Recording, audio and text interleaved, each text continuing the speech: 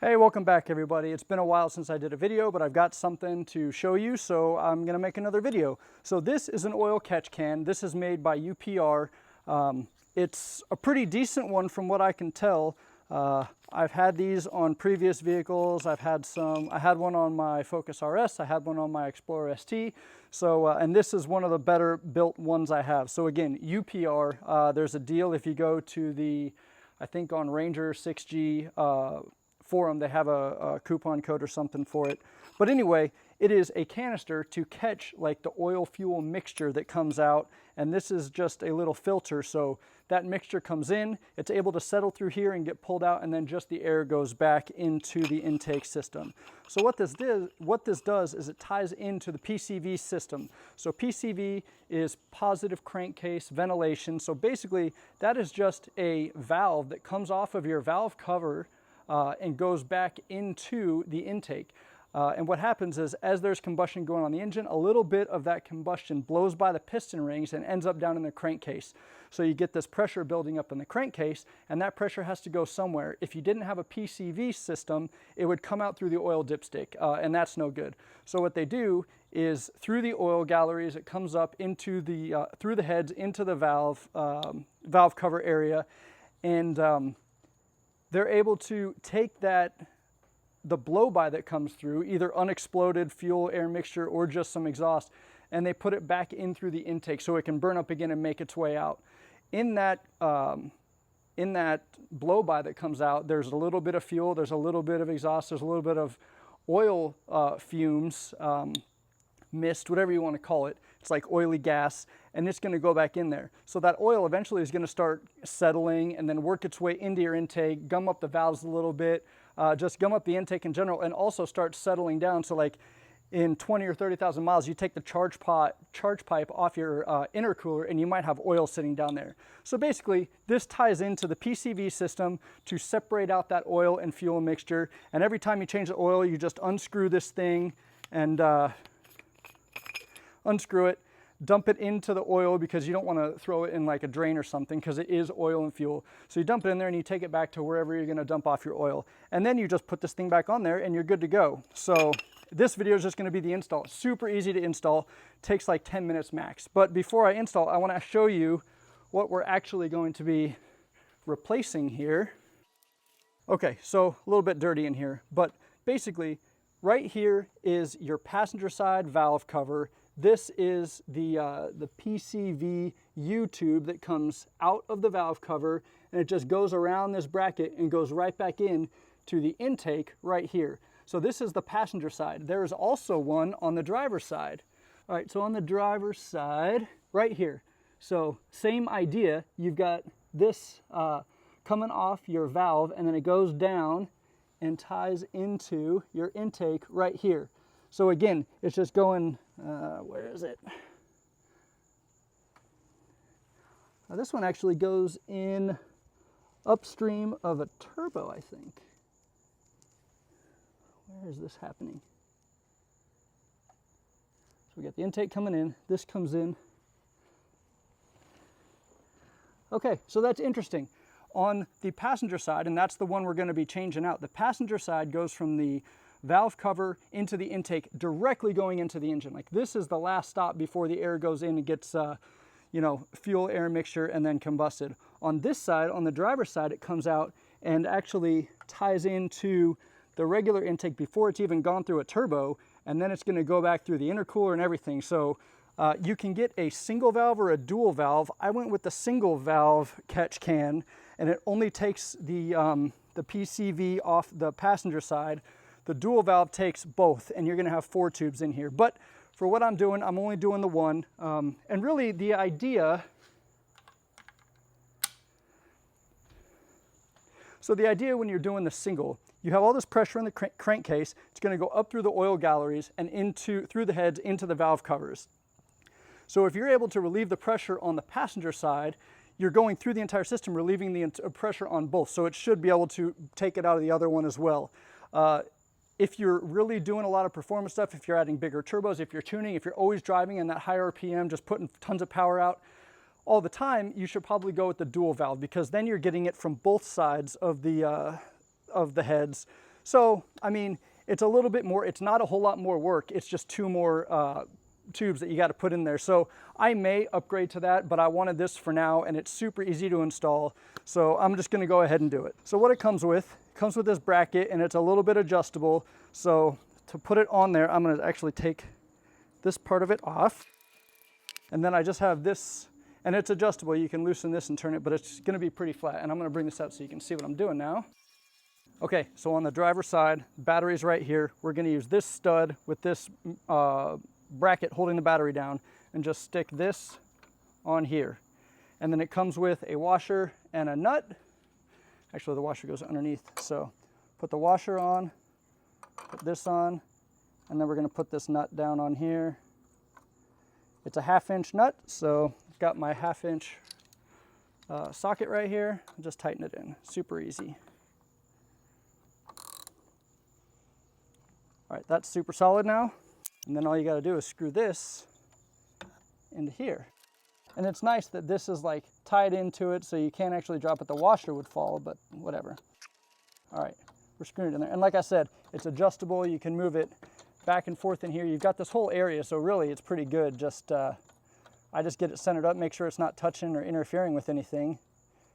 And then that, get it nice and snug, that's in there. So now this is the intake. So basically the positive pressure is going to come in here. It's going to go in, it's going to separate, and then just the air mixture, not the oil or the fuel, is going to come out of here and go back into the intake. So we've got 2 hoses. One of them has a check valve, so air can only flow in the direction of the arrow. So if you blow on this end, nothing happens. If you blow on this end, you get air coming out. So it does work. You got to make sure you put this in the right direction, because if you don't, then you're not going to be able to pull anything in there, and you're probably going to get some check engine lights because some sensors are going to notice air's not moving when it should be, when it's trying to pull vacuum through there and nothing's moving. So what we have to take off, and I'm moving the camera around a lot here, but it's not going to be much more. All right, so we can see exactly what I'm going to be taking off. All right, so this is the valve cover on the passenger side. So there's a little blue tab on here, and I'll show you once I get it off. That one's off. And that one's off. It's as easy as that. You can use a screwdriver if you want to. I'll show you the mechanism so you know exactly what I'm talking about in a second here. This is the clip. And it's, you would think when you're looking at it, you push it, but you pull it away from it. So it opens up when you do that. So anyway, when it's on there, you don't push this in, you move it in the slot that way and it'll slide right off. So very easy. Both are the exact same. That's all you've got to do, and it comes right off. It's a little bit in there, and you don't want to be putting a lot of pressure on those, so you got to be careful as you're pulling it off, but not difficult at all. The hose that does not have a check valve is going to go from the valve cover, the high pressure, or where the pressure is coming from, to the intake of your oil catch can. So that just snaps on there, super easy. Pass it through under here. And snap on there. Then you take the second one, so that's going in there, it's going to be flowing back there, so the arrow is going to go away from the catch can. So we're going to do the same thing, but I think it might be easier if I put this side on first. That's on. That's on. Installation is complete. It is as easy as that. So really, I mean, it's super fast to do. I do want to also show you how you're going to change it when it's time, when you change your oil or whatever. So you can come out here. You could try to get in here and actually pull the thing off the bottom, but really what I'm going to do every time I have to do it is just unscrew this thing, leave all the hoses on it. There's no reason to take those off. Be careful of your washer because it's not tethered on, but your bolt is. And then basically just take this thing, unscrew it, keep it upright because it's going to have some fuel oil mixture in it. Like I said earlier, you just take it out and you dump it, and then check your O-ring there, because you got to make sure this is sealed. You want to make sure you're not letting any air in or any pressurized air out of this, because it goes through the mass air sensor. You don't want to be introducing or taking out air inside the system but the O-ring is pretty nice on there. I don't think there will be any issues with that. Get it put back on after you've emptied it out. All right, and that's all there is to it. I mean, it is very simple. I have 8,000 miles on this, and I can see oil residue in here. I put my finger in there, I can feel it. So it's definitely has been getting a little bit of oil. There's not pooled oil in here or anything. It's just, I mean, there's definitely oil in this, which is to be expected, and that's the point of this catch can. So by doing this, you're not adding power, you're not improving performance of your vehicle, but you are improving longevity. So by adding this catch can, you're pulling some of that oil that would be going back in through your intake, gumming up your intake manifold, you know, gumming up your valves a little bit, possibly going back and just sitting down in the bottom parts of whatever charge tubes you have. And when I put this on my Explorer ST and I pulled the charge pipe off the intercooler, because I was also changing to a bigger intercooler, there was oil sitting in that charge pipe down there at the lowest point in the system. So again, it's not the worst thing in the world, but it's definitely not something you want. That's not somewhere oil should be. And over time, that's just going to be one more thing that's going to cause wear and tear to your engine. So for what it is, for how easy it is to put on there, and knowing now what I do, I probably should have waited for the 2-valve just because of the fact that you're only getting one half of the system, but it is equalizing the pressure. And I'm very interested to see, or I was very surprised to see, that on the passenger side, it takes it from the valve cover and puts it directly into the intake as it's going into the engine to burn.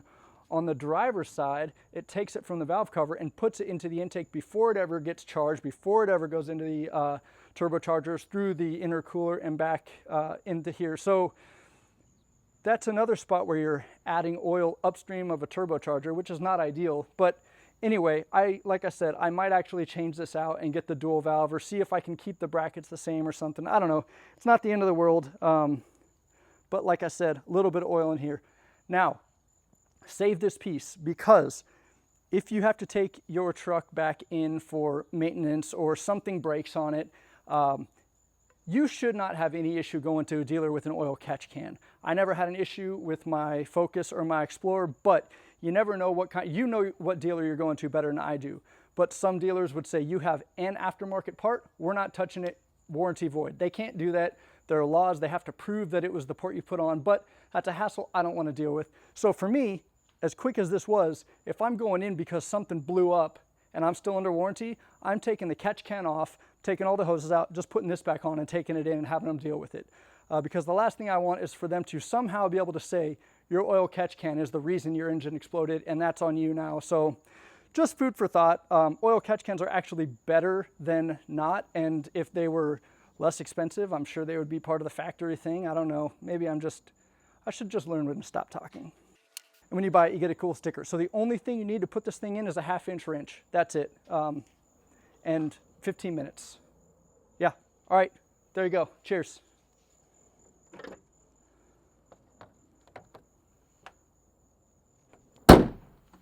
It's over!